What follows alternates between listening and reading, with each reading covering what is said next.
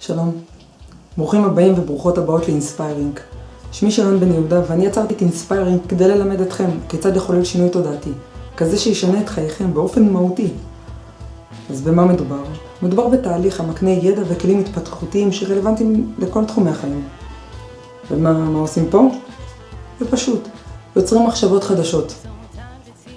בטח תגידו, כן, אבל כבר יש לי מחשבות. נכון, אבל המחשבות שיש לכם אלו המחשבות שהביאו אתכם לכאן ועכשיו, לכל מה שמוכר וידוע לכם. אתם רוצים לייצר לעצמכם מציאות חדשה?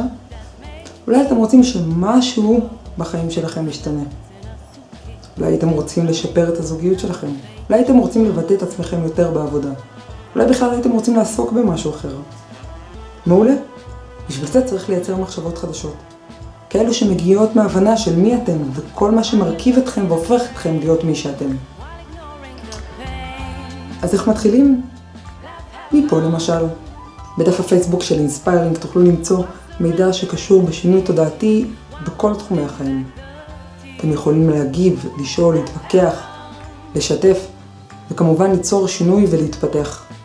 וכשאתם מוכנים לייצר מחשבות חדשות, אתם מוזמנים לפנות אליי. נתראה פה.